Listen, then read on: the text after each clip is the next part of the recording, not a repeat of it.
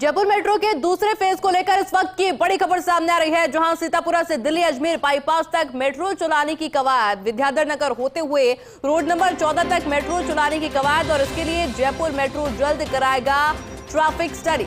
दूसरे फेज की डीपीआर को अपडेट करने और रोड नंबर 14 तक की ट्रैफिक स्टडी कराने के लिए निविदा करेगा जयपुर मेट्रो की ओर से। अगले हफ्ते जारी की जाएगी निविदा और स्टडी में विद्याधर नगर से रोड नंबर 14 तक मेट्रो चलाना जरूरी हुआ है, तो दूसरे फेज में सीतापुरा से अंबाबाड़ी तिराहा सीकर रोड पर विद्याधर नगर होते हुए रोड नंबर 14 तक होगी अपडेट। दूसरे फेज की डीपीआर इस रूट के अनुसार ही अपडेट की जाएगी। मेरे साथ मेरे सहयोगी अभिषेक भी फोन लाइन पे जुड़ चुके हैं। अभिषेक, ये जो रूट है, जो रूट बनाया गया है, जिसको लेकर तैयारी हो रही है, इसको लेकर और क्या कुछ जानकारी आपके पास और कितना फायदे से जनता को मिलेगा?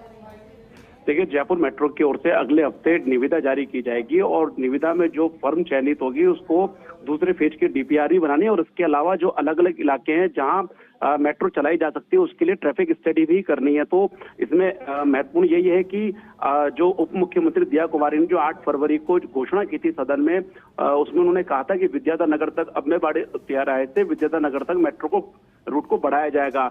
लेकिन अब मांग ये भी आ रही है कि विद्याधर नगर से आगे करीब 5.5 किलोमीटर और आगे रोड नंबर 14 तक, जहां पर दिल्ली अजमेर बाईपास है, वहां तक इसको जोड़ा जाए ताकि वहां से सीधे जो है मेट्रो का जुड़ाव हो सके। तो उसके लिए ट्रैफिक स्टडी कराई जाएगी। इसके अलावा अगर हम बात करें, जो अजमेर रोड चौराहे तक, अभी मानसरोवर से लेकर अजमेर रोड चौराहे तक पैकेज 1C के तहत एलिवेटेड कॉरिडोर का निर्माण किया जा रहा है।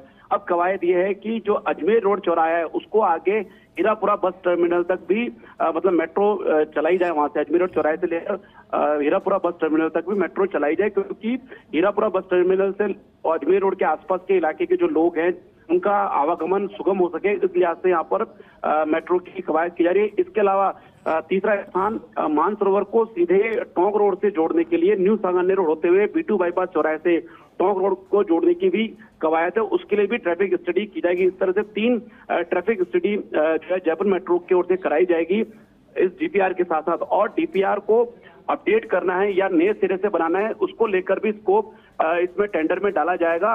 ये 3 महीने में स्पष्ट हो जाएगा कि जो है ये जो मौजूदा डीपीआर है जो कि वर्ष 2020 में बनी थी, इसी को ही अपडेट किया जाना है या नए सिरे से बनाया जाना है। अगर बहुत ज्यादा बदलाव हुए तो नए सिरे से भी बनाया जा सकता है। ये अगले 3 महीने में पता चल जाएगा, जब जो भी चयनित फर्म है मौके पर अपना काम शुरू कर देगी। उसके बाद तय हो जाएगा कि किस तरह से आगे जो है डीपीआर को लेकर फैसला होगा। डीपीआर बनने के बाद इसका आगे का काम किया जाएगा। राज्य सरकार की कोशिश है कि जो राज्य और केंद्र का जो ज्वाइंट वेंचर मॉडल है उसी पर ही इसको डेवलप किया जाए, उसी लिहाज से इस पर काम किया जा रहा है। और राज्य सरकार ये भी चाहती है कि जो प्रथम चरण में जो मेट्रो चल रही है उसको भी ज्वाइंट वेंचर मॉडल पे किया जाए। तो ये तमाम कवायद की जा रही है। प्रदेश में भजनलाल सरकार के गठन के बाद जयपुर मेट्रो परियोजना पर फोकस किया गया और उसी के कारण ये हुआ कि जो दिया कुमारी उन्होंने सदन में भी इसकी घोषणा की और उसके बाद तेजी से काम चल रहा है।